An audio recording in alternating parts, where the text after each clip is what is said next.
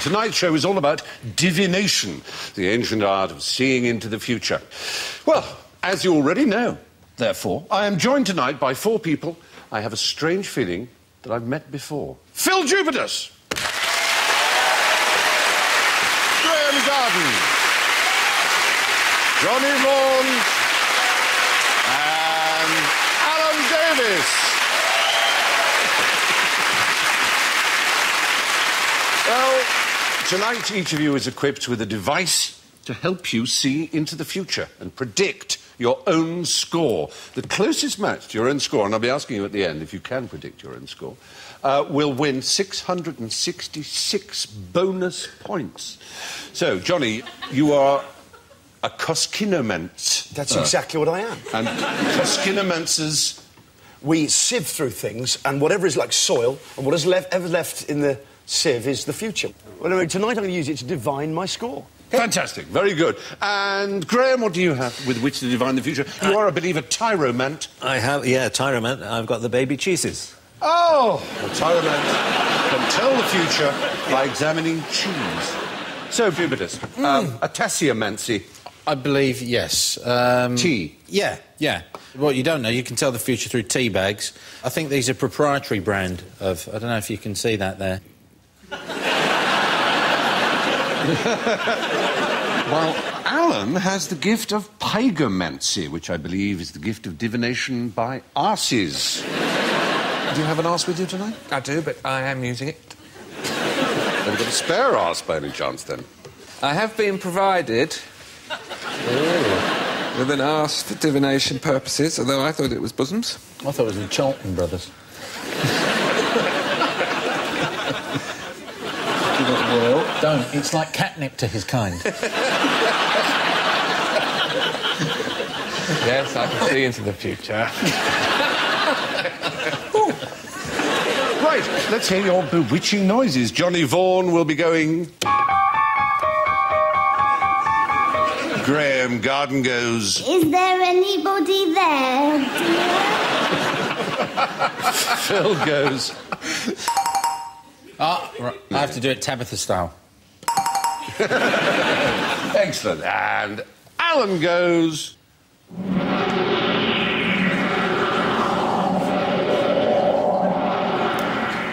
Very good. Very good. Alan?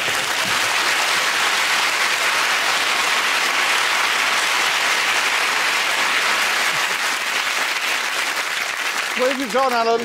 Do not concern yourself. I have gone to another place. You've gone to the Elysian Fields, perhaps? It's more Highbury Fields. What? Well, you did say divination by Arsenal. Did anyone come here tonight mainly to see Alan? Oh, everybody. Boy. Can I say very unlucky? But you get us for the whole night. Thank you. I like it. The show's going to go on. It will, somehow. They only got me tonight, so the whole thing weighs out the same. Right, let's get on. One of the oldest mancies of them all is oneromancy, which is divination by dream. Graeme, have you had a recent dream? Yeah, I was making love to a beautiful woman. Really? Yes. Well, I have here all these facts from dream interpreters, oneromancers. It's either your inner self letting you know that you need to get in touch with your feminine side. The woman is actually you in such dreams. You're making love to yourself, or that part of yourself in your gruff male, multitasking sort of way, have been ignoring. All right? I wish you'd said. Well, you mustn't. Yeah. Or the second interpretation is that you haven't been getting much lately and you desperately need a shag. Well, there is a third one. All right. The woman is actually your mother. You know, you feel guilty, but frankly, it feels good as well, so face it, Graeme. You're gay. Dreaming about making love to a woman is a sure sign of being gay. Really? Well, I'm glad you've straightened that out. Johnny, what was your dream, please? In my dream, I was dreaming, and I was worried because I was unable to move in my dream. And I knew it was a dream inside the dream. So in the dream, they got someone to help me who would give me advice on how to run better in my dreams. Within the dream. Oh, wow. Wow. No, this is not good. This is No. You had a dream coach within your own dream. within my own dream. This is surprisingly common. Is it? Yes, it's anxiety over the state of your life. Your subconscious is telling you that you need to address your fear. You can't move because you're blocked, trapped, depressed, unable to fulfill your deepest dreams. You're dreaming about yourself as a comedian and entertainer. Your dream is saying, Johnny, don't take yourself so seriously. I wish I did. You're also consulting an authority figure in the dream, an expert, a priest, a neuromancer. In effect, you're asking your lost father for help. You're gay. Wait till I tell my dad tonight. Yeah, in bed. So there you are. Phil, please. Can we have a cleansing sorbet? I can never remember the damn things, but up until sort of my teen years, I used to dream I was being chased around an empty football stadium by a giant monkey. And then he'd stop chasing me, and we'd sit down, and we'd just sit down and watch the game. In an empty stadium. I've got to think about it. It represents your goals, fairly obviously, I suppose, your aspirations. But before the game can begin, before you can start to fulfil your dreams... I must quieten Phil, if I the can inner call you monkey? Phil. No, you alone, because the stadium's empty, that's the point. You alone have to confront the thing you fear most, which is the big monkey. And what is the big monkey? You're running from your adult self. Large, hairy, lust-filled. Yes?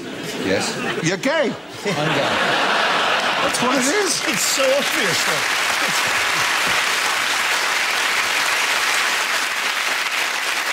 So, there are lots of ways of interpreting the future, interpreting the present, and there are lots of mancies. So we here tonight, Stephen, could very well said to be your Mancy boys. You are my mancy boy. What do you think a margarita mancy is? Margarita Mancy. Yes. Someone who reads from oysters. Oysters. Oh, that's quite intelligent, because you're thinking there that margarita is the Greek for pearl. It is just when it reads pearls, yes. Yes. Spatula mancy? Blade or spade, isn't it? A blade, yes, you a doctor might know, it's shoulder blades of sheep, in fact, but shoulder blades. Auspices, which is a word we use a lot, the auspices are good, technically is reading the flight patterns of birds. We read the auspices in all kinds of other ways, but essentially it's what humans do, don't we? Yeah. We see patterns in things anywhere, and we'll try and read something into it. Like the weather forecast. The weather forecast is Wrong. exactly, always wrong. We might just as well be reading the entrails of kid goats and things like that. I think I would have watched Bill Giles a lot more had he Slit open a baby goat. cut open a goat and go, well, it's going to be wet in Bideford tomorrow. What would hippomancy mean? Anybody there? Yes, Graeme. Divining by the use of a circus. Or possibly just horses. Horses, it did. Hippos, in fact, with the picture gave it away in the background. It did a bit. It did rather, but horses, well done, yeah.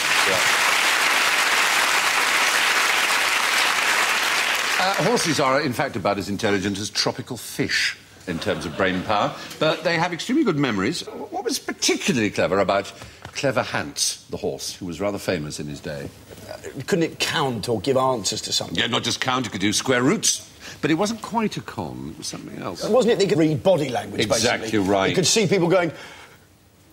Well, surely. Is it? And they're going, ah! And they Only stop. much subtler. It's basically what Darren Brown often does. And if you train yourself to know how to read someone's body language, the tiniest movement of an eye, the tiniest flexing of a muscle somewhere, all those sort of things, you can, as it were, read someone's mind. And this is what the horse was doing. But Darren Brown's a bit brighter than He's a tropical lot fish. brighter than the horse, we have to say. Do you know, he's got one great trick. You know when you've got an empty seat by you in a train, and you don't want anyone to sit there? He says you're insane to put things on the chair to stop people sitting there. The trick is, as they approach, you smile at them and pat the seat. That's very good. Yeah. Horses are just stupid, I'm afraid. And every day they have to reinvent the world. You know, you go, oh, what's that? It's a piece of paper. Oh, what's that? It's a hedge. You saw one yesterday. Oh, Christ's sake, get a grip. Oh, Everything's woo! You look so much like my nan then when you were... It's a hedge nan! So, anyway, what's the best thing to do with a dead donkey? Yes. Christmas dinner. A lovely Christmas dinner. If you're having the big family round, a donkey will go a long, long way. A big old cavity, plenty of stuffing. Can he be hung like a dead donkey? People had this idea that donkeys knew when their death was coming and went away and apart from everyone else, like elephants are said to do. And therefore to see a dead one was apparently very rare, although they're common. So it was considered very lucky. You have to jump over it 1, 2, 3 times. The word donkey, when did it come into the English language? When was Don Quixote published? Oh! Yay! So it's very odd. The word was ass all the way through the 16th, 17th centuries, most of the 18th century. In the late 18th century, it suddenly appeared, the word donkey. It was pronounced donkey, like monkey. If we wiped out every single mule on this planet today, all of them, by next year, there'd be 10,000 of them.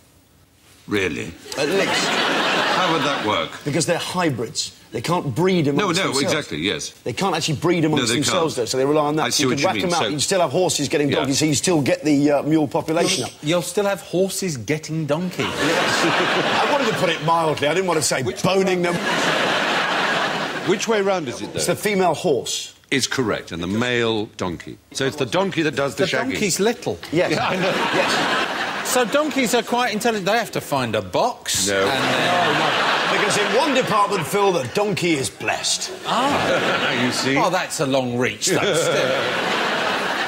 In fact, the donkey can do it from a different field. You just... And they have little... If it chooses.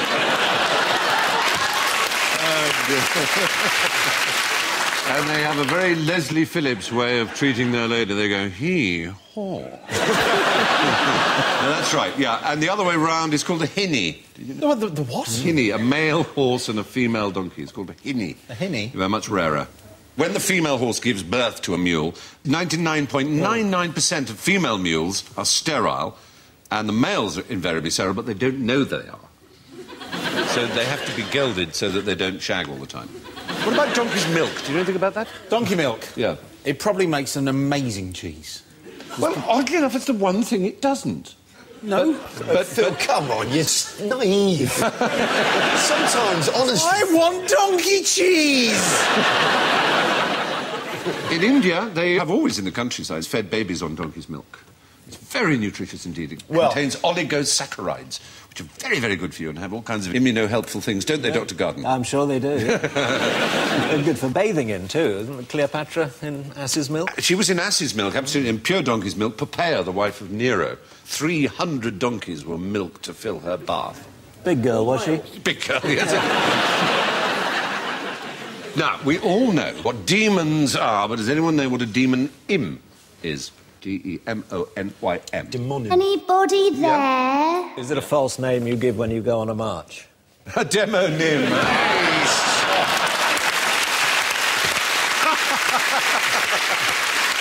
No, it isn't. What does demo mean in Greek words? People. People.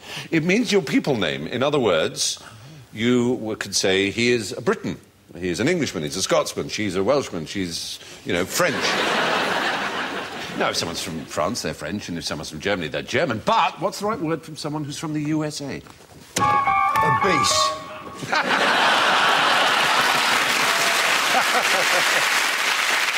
Anybody there? Is it burger-eating invasion monkey? Oh, excellent. Is it Colombian? That is a word that is used. I don't know what it is in English, but I know I've seen the French before. It's like État-Unitien. Yeah, États-Unien is the French, indeed, absolutely. There was the Spanish word, Estadounidense. Oh, right, OK. The Chinese have lovely ones. They say for American, Mai Guoren, which means lovely country person. Is it? Well, what do you think they call the English? It's Ying Guoren, and that means... Tiny country person. No, it's rather nice. I feel rather proud, really. It means hero country person. Oh, that's great. Country full of heroes. Frenchmen are faguarens. Spineless and gay. Oddly enough, it means law country person. Now, it's not a view widely held in the Middle East that it's a land of lovely country people, but there you are. Speaking of the great Satan, America, how much would you say this recording is worth, List? And I said, hello, Satan, I believe it's time to go.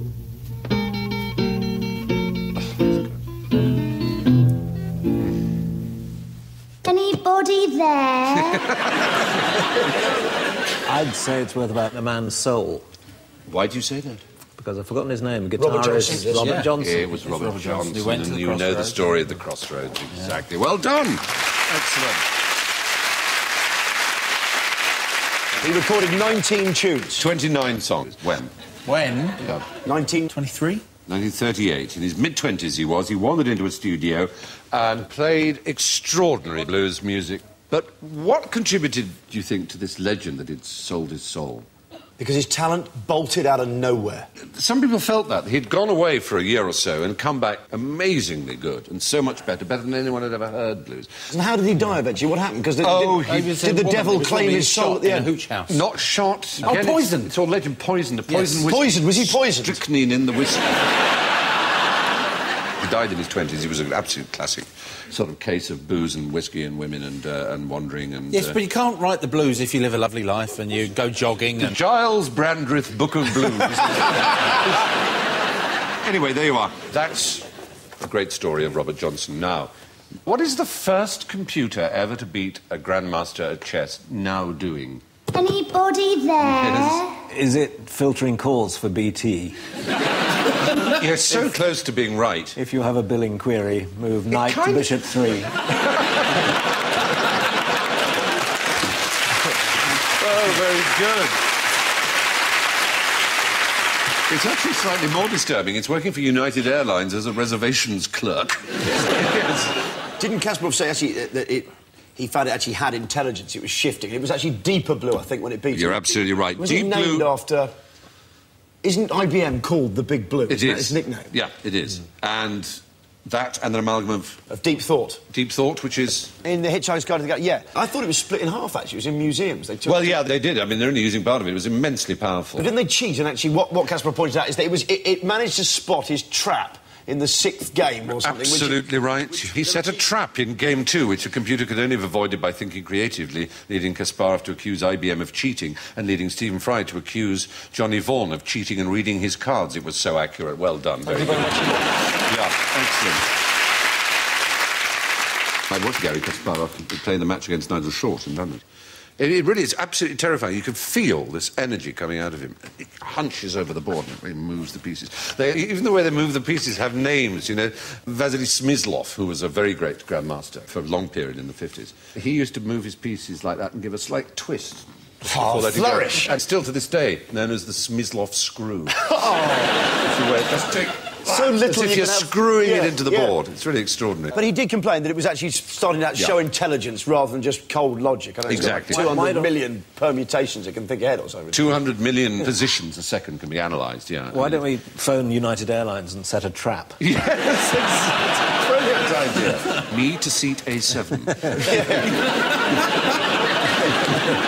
Doesn't it kind of restore your faith in the human mind rather than being cynical about IBM? The fact he's going up against something that can do, 200 million processes a second. It's amazing. It's close to autism, though, what he's got, isn't it? He happens to be more intelligent than most. Some of them you wouldn't trust to sit the right way in a lavatory, to be honest, but that much of your brain is taken up with the processing you're doing. It's not surprising that you're not safe to use the street unattended. Anyway, listen, with that sad story of Gary Kasparov and Deeper Blue, I'm sure, as most of you will have predicted, we stumble towards the tragic end that we call general ignorance. So fingers on buzzers, please. What is the number of the beast? Yes. 603 score and 6. All right. No. What's the number of the beast? No, it isn't. I lose points, don't I? Now, You for that bit of do. You ignorance? do. Big God, points. I've done big so points. well Yes. as well. Yes. Hello. 0898 For almost 2,000 years, the number 666 has carried connotations of evil, but they've discovered an oxyrhynchus from the old city of Oxyrhynchus. Oh, they've discovered a papyrus which has the whole book of Revelations. It's the oldest papyrus of the book of Revelations, and the number is 616. As was known about... Yeah? Now, that's the fax number of the beast.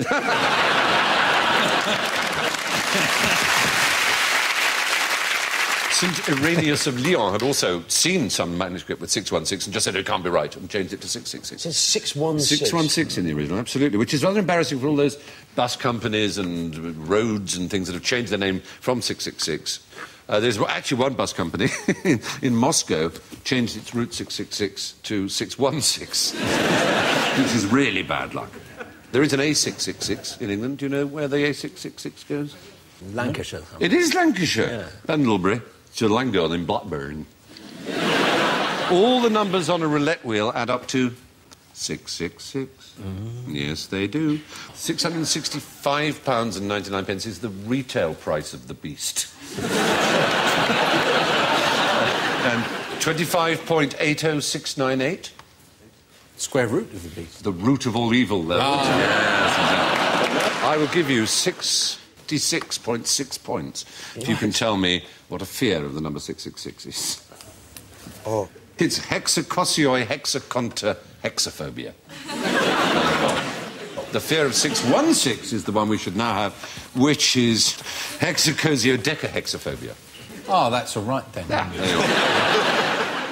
Now, what about this? Which human being in history has done the most damage to the environment? Alan. George Bush. No. No. Stalin. Genghis Khan. Mao Zedong. Margaret Beckett.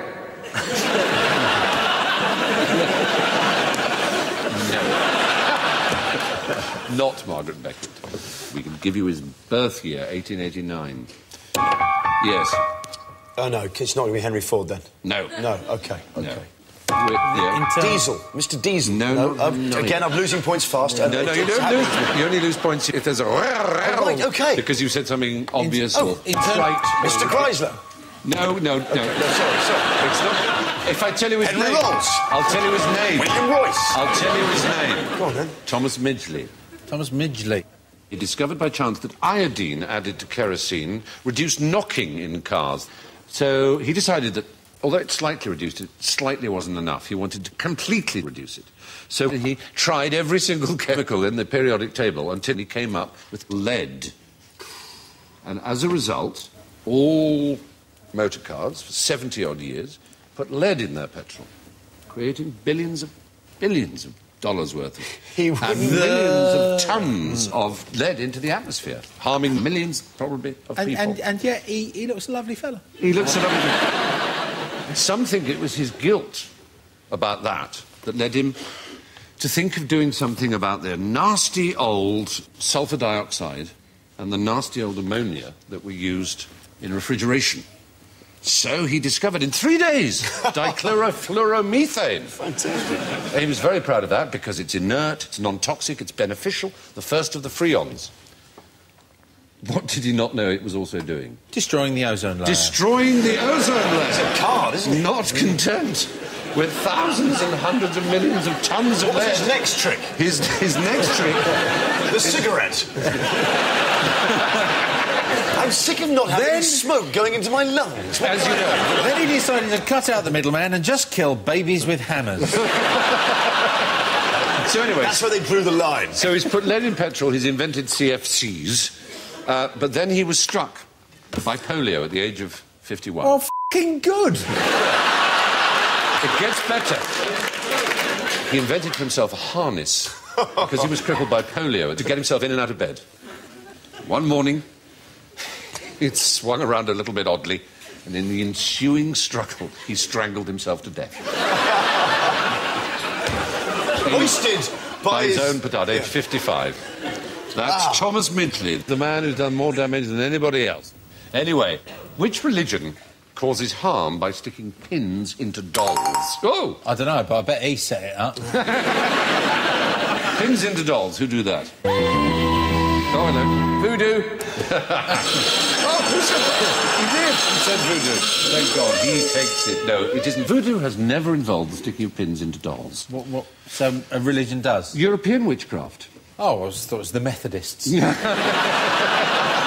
Do you know a bunch of heretics? Do you know what the dolls are called in European witches? They're made of wax, or they're made of ceramics, made of wood, straw, all kinds of things, but there's a word for them. Do you know? It's rather nice. Poppets. Poppets. Isn't that lovely? The closest, anyway, that voodoo ever comes is they do have these little empowered figures called bocceos, which have small holes into which you put tiny pegs to channel healing energy. So it's a generous, kind thing, voodoo, to help people. It had made its way through slavery from West Africa to the Caribbean in particular. Of course, Haiti is where it's most associated with. The missionaries and so on came and they wanted to discredit the local religion in order to raise up the claims of Christianity. So they said it was full of cannibalism and zombieism and things that they had actually gotten out of European witchcraft. So it was really, poor old voodoo has rather suffered from it. They should get you to redo their image for it. Yeah, why not? New double-action voodoo. Take 2 poppets into the shower. Yes. And finally, what is a desire line? Yeah. Is it between the districts and the circle, just on the... It is to do with travel in a sort of way. It's a name that planners give to the apparently almost haphazard, mazy, meandering lines that people make, like paths, that often don't follow contours. Oh, great. And they're called desire lines. There's actually a rather nice word people use for those who wander along without really thinking. Do you know what it's called? Trespassers. No. People, get out of it. Yeah. Neanderthals. Wise designers are now designing public spaces where they allow people's infinite capacity to wander apparently at random and make... I like that. paths. Desire lines, yeah. Yeah, desire lines. It's very Do I get my pleasing, points isn't back for liking it and being interested? it? Let's first see if you can predict your scores, because if you can accurately, there will be 666 points in it for you. The old number of the beast. You want to know if I can predict my score?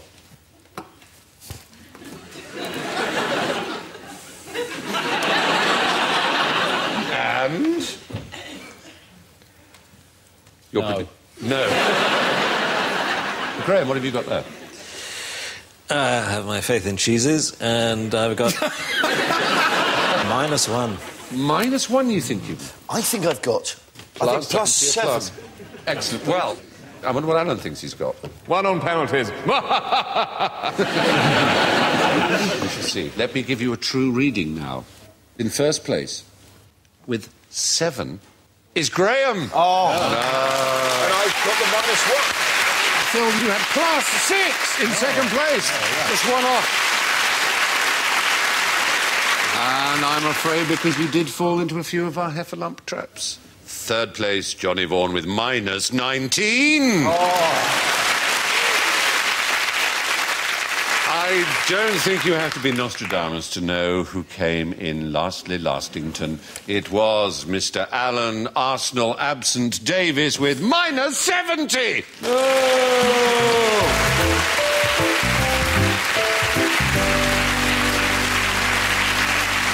That's it from QI. I leave you with this mysterious quatrain from Stephen Wright, the Nostradamus de nos jours. I went to a restaurant that serves breakfast at any time, so I ordered French toast during the Renaissance. Good night.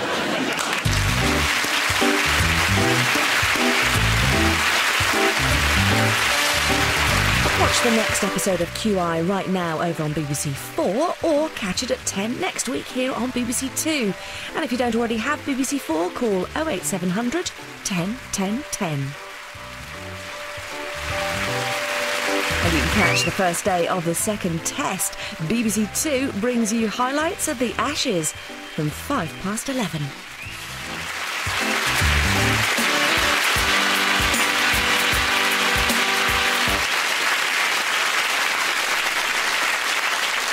Very enjoyable show, apart from the nonsense about the counting.